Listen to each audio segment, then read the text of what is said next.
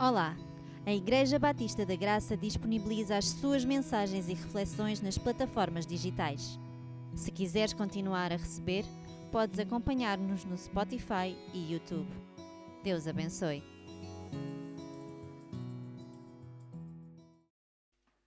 Muitos de nós já passamos possivelmente por desilusões na igreja, questionando inclusive se vale a pena continuar após tantas desilusões. Sentimos-nos desencorajados, talvez frustrados, ao ver a falha das outras pessoas, ou até quando as nossas expectativas em relação à igreja elas não são correspondidas. Nestes momentos é fácil desviar o nosso olhar para aquilo que realmente importa. O que é que Jesus fez por nós e quem nós somos em Jesus. Então a pergunta é, será que nós estamos a olhar para a pessoa certa? Em vez de nos focarmos nas imperfeições humanas, que tal nós olharmos mais para Jesus, o qual se deu pelos seus inimigos? E se todos olharmos para Jesus, talvez a forma de ser igreja inclusive mude, porque transforma-nos cada vez mais à sua imagem, o qual Jesus veio para servir quem nada merecia. Então o título da mensagem de hoje é Uma Igreja que Vive para Servir. Vamos abrir as nossas Bíblias na primeira carta de Pedro, capítulo 4, versículo 7 a 11. Esta carta foi escrita pelo apóstolo Pedro às igrejas da Ásia Menor, a atual Turquia. Estas comunidades eram formadas por gentios e judeus convertidos, os quais enfrentavam perseguições simplesmente por seguirem a Jesus. Por isso, Pedro escreve a carta para encorajá-los a permanecerem firmes na fé, mesmo diante do sofrimento, e a viverem para a glória de Deus através do seu testemunho. Neste capítulo 4, Pedro dá então instruções muito práticas sobre como uma igreja deve viver para servir. E começa por dizer, em primeiro lugar, que uma igreja que vive para servir tem os olhos prontos para orar. Vamos ver isso, versículo 7. Ora, o fim de todas as coisas está próximo. Sede, portanto, criteriosos e sóbrios a bem das vossas orações. Então Pedro começa a dizer o seguinte: o fim de todas as coisas está próximo. Que fim é este? O fim deste mundo marcado pela vinda de Jesus. Nesse momento, então, será o fim de todas as coisas nesta terra. Nos primeiros tempos do cristianismo, havia uma ênfase muito forte na segunda vinda de Jesus Cristo, o qual eu acho que se foi perdendo, infelizmente, ao longo do tempo.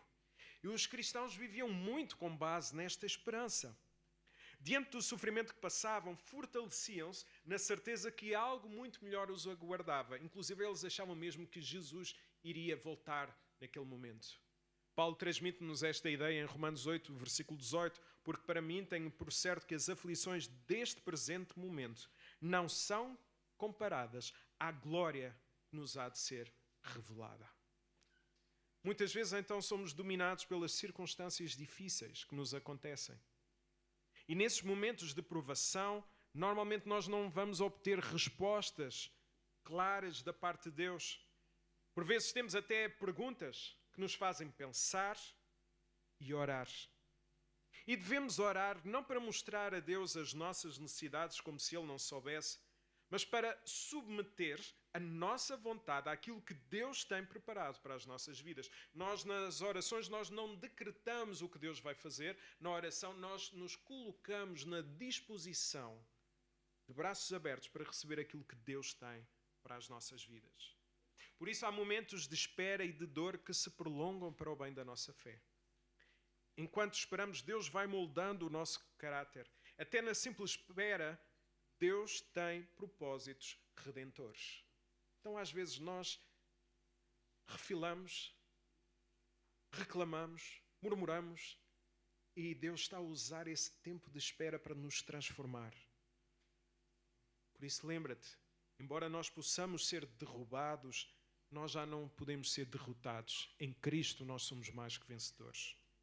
Pode haver dor na nossa caminhada, mas haverá tranquilidade na nossa chegada.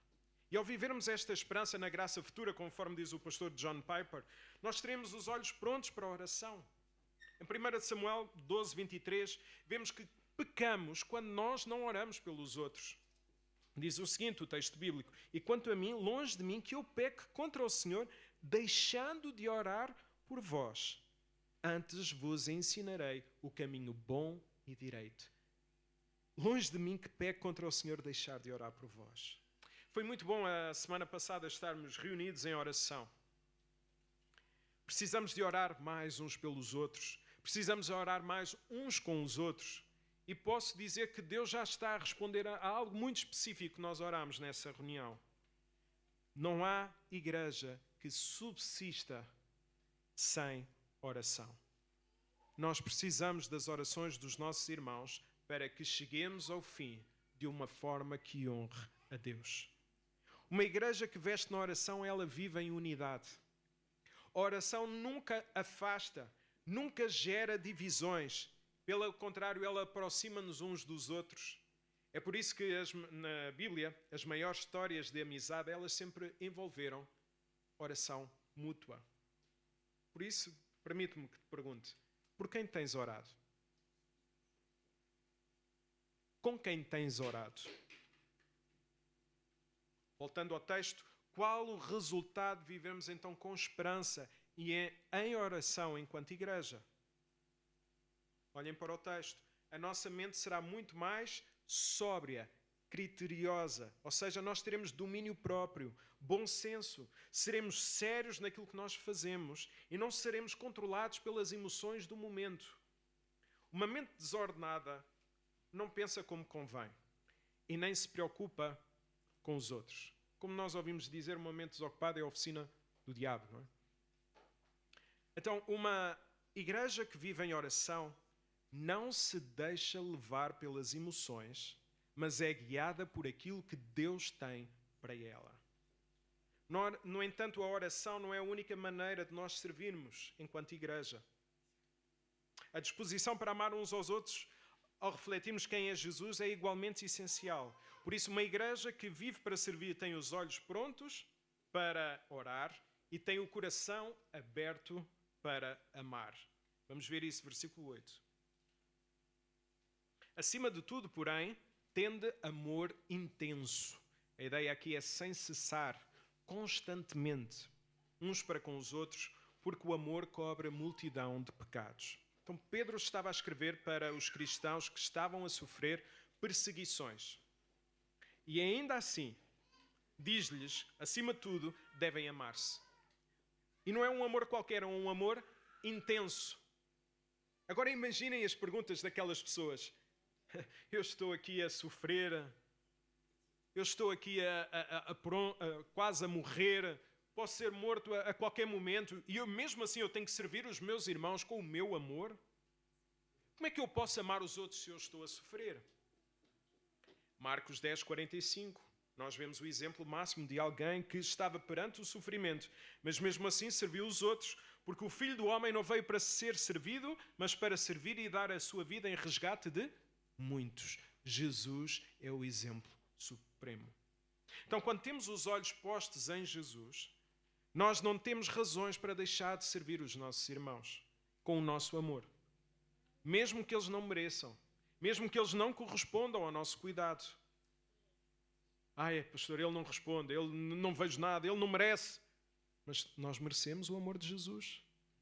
Se devemos viver como Jesus, devemos imitar o Senhor Jesus. Então, ao amarmos intensamente os nossos irmãos, estamos simultaneamente, à luz do versículo, disponíveis para colocar fim a todas as hostilidades e permitir que haja paz.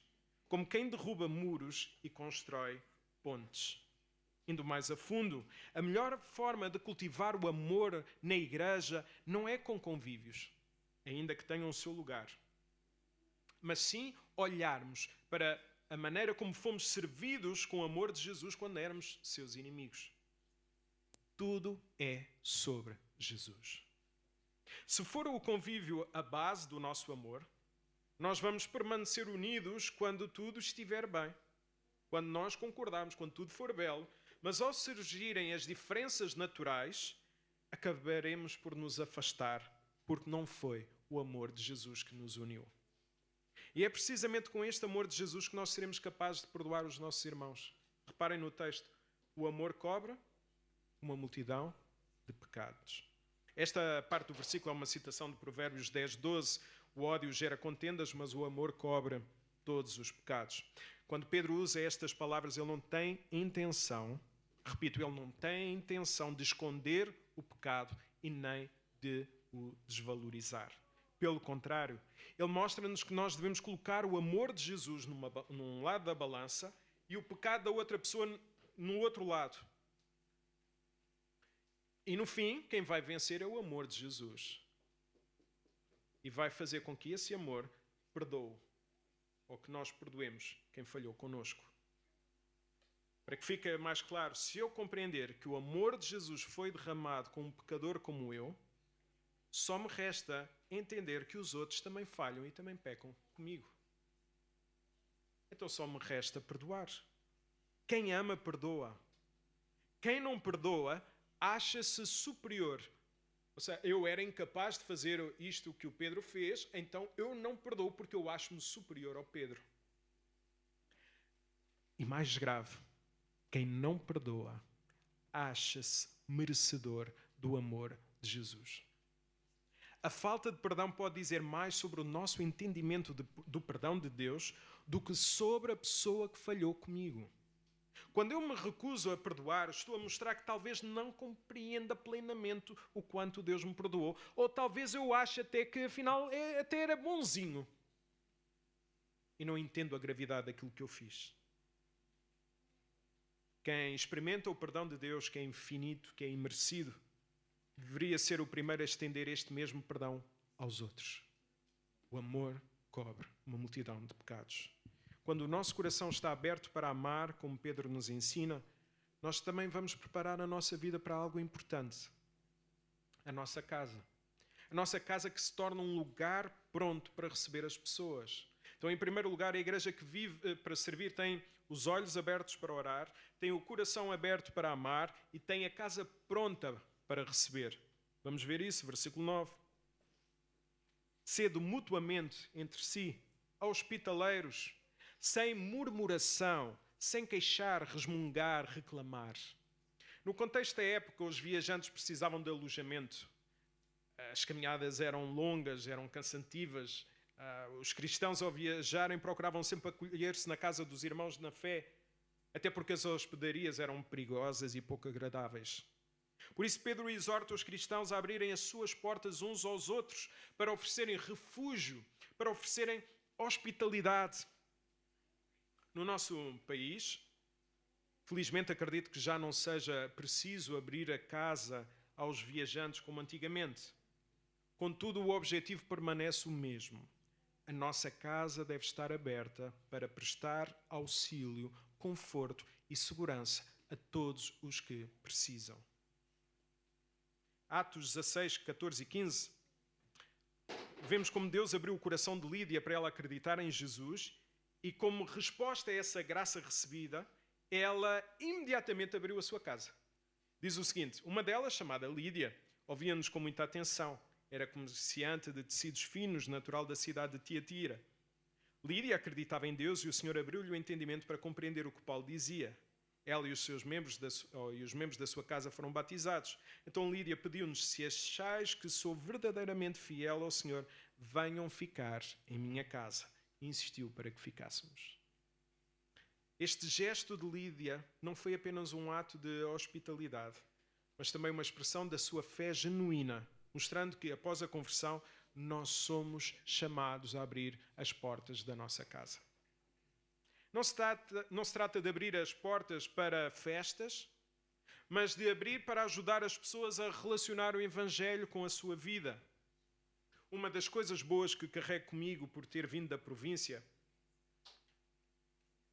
e algo que eu considero muito importante, é a ideia de que na nossa casa deve haver comida sempre para mais um. Eu recordo-me muitas vezes de estou a ver o Sami, a ir à casa da irmã Madalena. Ela fazia às vezes 2, 3 pratos, mas havia sempre comida para mais um ou dois. Quando eu ia à minha irmã, havia sempre comida. Aquilo era o milagre da multiplicação. Aquela comida dava para todos. Mas mais do que isso, era sermos recebidos com o amor dela por nós. Que às vezes não nos era fácil estarmos onde estávamos e então refugiávamos. Aquela casa era uma casa de refúgio para nós. Então, aquelas pessoas partilham a mesa connosco e sentiam uma alegria por estarmos juntos. Jesus, por exemplo, sentou-se à mesa, algo que fazia com frequência. Ele mesmo, Jesus, sabendo de todas as coisas, ele serviu a Judas, mesmo sabendo que ele o iria trair. Nós já sabemos o final da história. Mas naquela época, servir alguém era dispendioso, mas Jesus serviu quem ele sabia que o iria trair. Como é que nós faríamos isso? Se eu soubesse que o Paulo Ribeiro me ia trair, perfeitamente natural, será que eu mesmo assim continuava a servir o Paulo Ribeiro, como se eu servisse muitas vezes, mas continuava a servir o Paulo Ribeiro? Então devemos acolher todas as pessoas em nossa casa, quem não conhecemos bem ou até quem não conhecemos de todo. É assim que nós criamos família, é assim que nós criamos igreja, é assim que nós criamos comunhão. Eu digo sempre, quem chega à igreja, e principalmente aos missionários, falei isso com o Tommy e com a Courtney, se Deus quiser hoje serão aprovados em assembleia para entrarem na nossa membresia. A melhor forma de termos comunhão uns com os outros é abrir a nossa casa. Por vezes ouço pessoas a dizerem que se sentem sós na igreja. E uma das razões por isso acontecer é que se confundiu entretenimento com comunhão. E por vezes até quando nós estamos juntos, nós usamos esse tempo para falar da vida das outras pessoas, em vez de falar daquilo que Jesus pode fazer nas suas vidas. Nós falamos mais dos outros no sentido que os outros fizeram de errado, em vez de pensarmos como é que nós podemos ajudar os outros, ou como Jesus transformou a minha vida e como pode transformar a vida da outra pessoa. Por isso pensa, quantas vezes já abrimos a nossa casa para abençoar a vida de alguém? Quantas vezes já convidámos alguém sem esperar retribuição? Não é? É bom convidar aqui algumas pessoas porque depois vão-me retribuir. Ei, prato cheio, aquele espetacular, comidas maravilhosas. Mas será que eu tenho a mesma ideia de se cuidar, de servir quem eu sei que nunca me vai poder retribuir? Lucas 24:12 alerta-nos para isso. Quantas vezes nós já convidámos alguém para ter uma conversa significativa? Vamos conversar. Vamos orar juntos. Creio que este é um tema que devemos continuar a falar por ser tão importante. E notemos agora também na parte final deste versículo, ainda sobre isto. E devemos fazer como? O que é que diz o texto? Sem murmuração. Como cristãos somos chamados a cultivar a hospitalidade sem murmuração. Este é um alerta importante. Nós não devemos murmurar nem antes, nem depois de receber alguém em nossa casa dizendo opa, lá vou eu outra vez receber o Rui Danilo cá em casa. Epá, ainda por cima ele come muito. Ou então depois no fim, epá, este Rui Danilo come que se farta e depois nem sequer levanta o seu pratinho. Dá muito trabalho. Não, sem murmuração. A hospitalidade feita de coração reflete o amor de Jesus por nós. Logo, não é sobre nós. Conforme diz Kevin DeYoung no livro Super Ocupado, que eu recomendo, ele diz o seguinte: abrir o nosso lar leva tempo, mas não precisa dominar a nossa vida. A hospitalidade cristã tem muito mais a ver com bons relacionamentos do que com boa comida. Alimenta as pessoas, não alimenta o seu orgulho. Nós precisamos. A hospitalidade então vai além de um simples gesto de acolher, é uma expressão de serviço genuíno aos outros. A nossa disposição também para servir não se deve também limitar apenas a abrir a nossa casa, mas também estamos dispostos a colocar as nossas mãos para servir. Então uma igreja que vive para servir tem os olhos prontos para orar, tem o coração aberto para amar, tem a casa pronta para receber. Em quarto lugar, tem as mãos dispostas para abrir. Vamos ver isso, versículo 10. Servi, ministrar, aqui a palavra vai dar a palavra diácono. Não é? Servi uns aos outros, cada um conforme o dom que recebeu, como bons, a ideia não é só bom, é excelente, dispenseiros ou administradores da multiforme graça de Deus. Então Pedro escreve esta carta aos cristãos, o que significa que estas palavras aplicam-se a todos nós. É uma chamada para servirmos uns aos outros, e isso aplica-se a toda a igreja em todas as épocas. O serviço não é apenas para pastores ou para aqueles que ocupam cargos na igreja. Todos são chamados a servir. Esta deve ser a cultura da Igreja Batista da Graça. Todos servem todos. Devemos vir então à igreja para servir e para sermos edificados e não com a expectativa de sermos servidos, ainda que isso possa acontecer. Então, um membro de igreja que vive a igreja, ele deseja participar ativamente na vida da comunidade. Ok, à culto eu vou. À assembleia de igreja eu vou. O que é que eu vou? Eu estou presente. Honra também as pessoas. Honra a Deus e honra as pessoas. Investe o seu tempo a ajudar os irmãos a crescerem espiritualmente. Contribui para melhorar as coisas sem esperar que alguém faça nada por ele. Não, é preciso participar financeiramente. Eu estou aqui presente em vez de estar à espera que seja outro a contribuir. Mesmo quando algo não lhe agrada, continua a servir, porque o seu serviço não deve depender do seu estado emocional ou da sua concordância. Às vezes, só sirvo se eu concordar. Se eu não concordar, eu não vou servir. Mas nós, quando servimos, não estamos a servir a Igreja de Cristo. Ao deixar de servir, estamos a deixar de servir a Cristo. Não devemos então ser membros que são como adeptos de bancada, que vêm apenas assistir ao que se passa. Criticam quando algo corre mal, mas não se envolvem para melhorar. Aparecem apenas quando algo lhes agrada e se há algo com que não concordam, então rapidamente deixam de vir.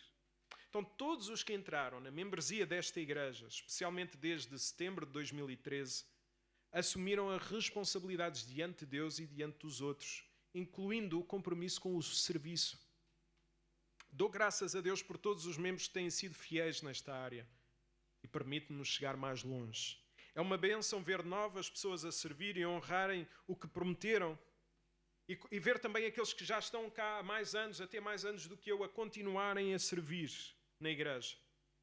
No entanto, a chegada de novas pessoas não deve ser encarado por aqueles que se têm servido como ok, eu agora vou descansar. Agora que façam os outros.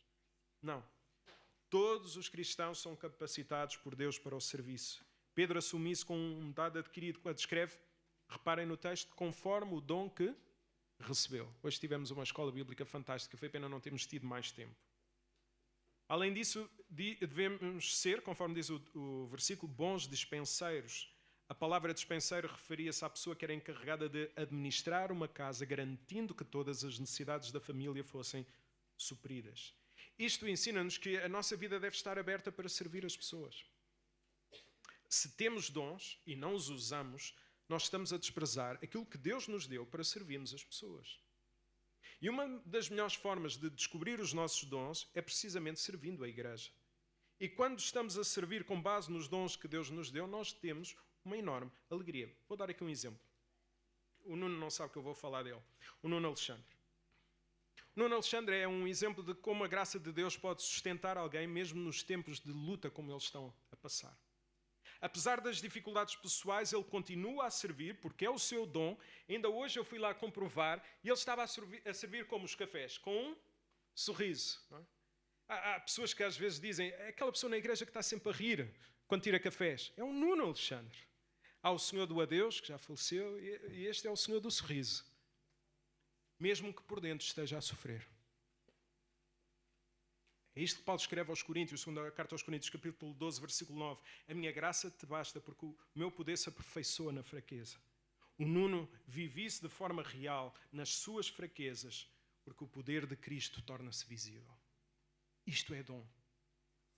Perante o seu serviço, eu só posso pensar, Jonatas, qual é mesmo a tua desculpa para não servires com um sorriso? Quem conhece a luta que ultimamente a família Alexandre tem passado, são um exemplo para mim, eu pergunto, porquê é que tu não serves com um sorriso? Estás-te a desculpar de quê? Algumas pessoas podem não servir com este sorriso porque não sabem os seus dons, talvez porque ainda não se envolveram no cuidado com as pessoas. É no terreno que nós descobrimos os nossos dons e não é num teste.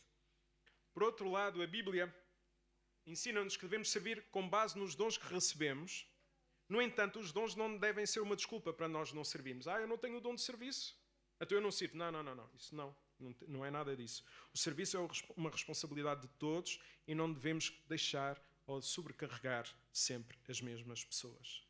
Então esta igreja é composta por membros chamados a servir, não apenas daqueles que nós gostamos, mas também aqueles que ainda não conhecemos. Como tens servido a Igreja Batista da Graça? Tens honrado o compromisso de cuidar uns dos outros? Assumiste esse compromisso diante de Deus e diante das pessoas quando foste aceito como membro desta igreja?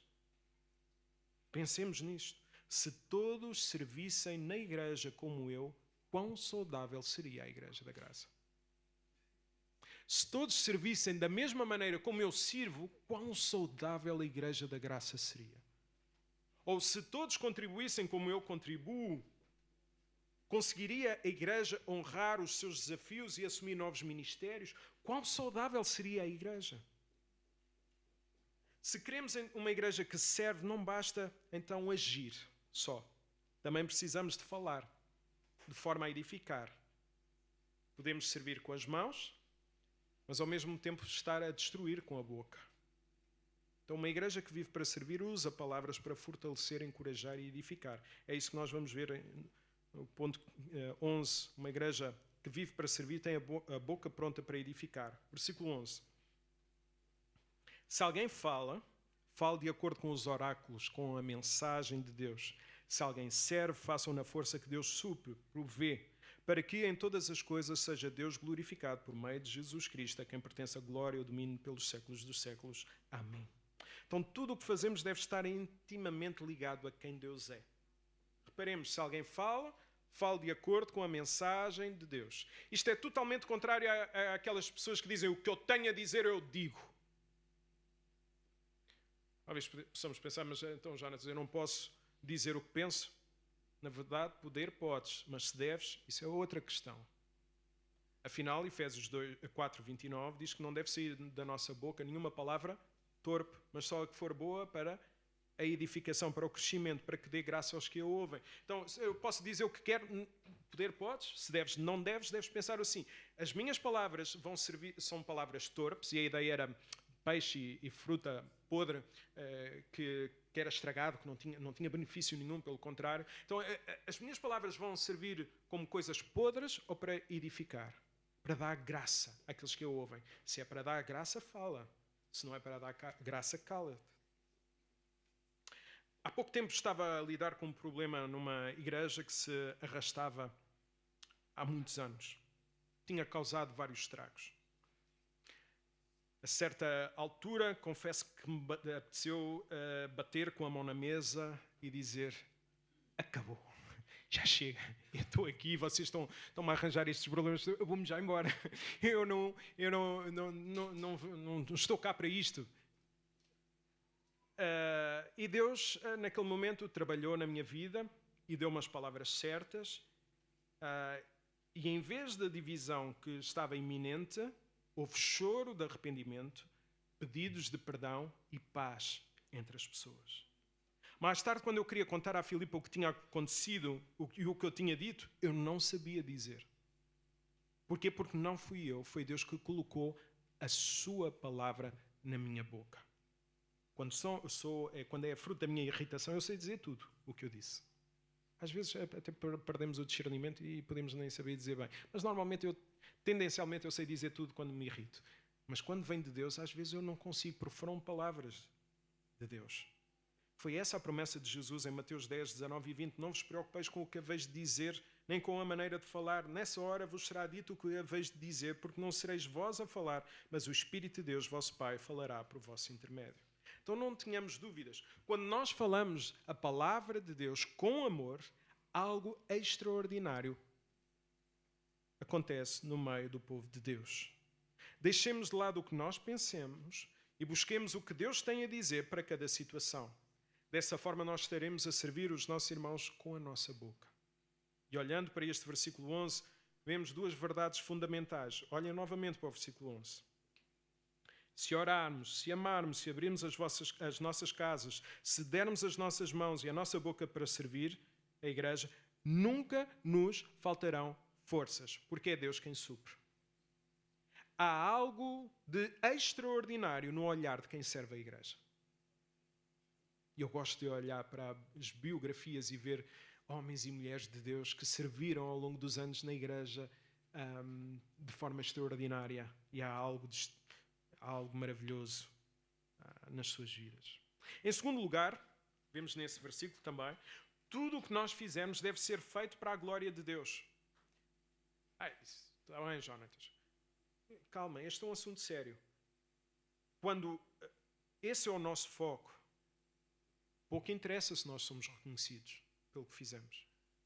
Aliás, as coisas mais extraordinárias que acontecem no ministério, especialmente no ministério pastoral, acontecem longe dos holofotes. E glória a Deus por isso, para não nos tornar arrogantes.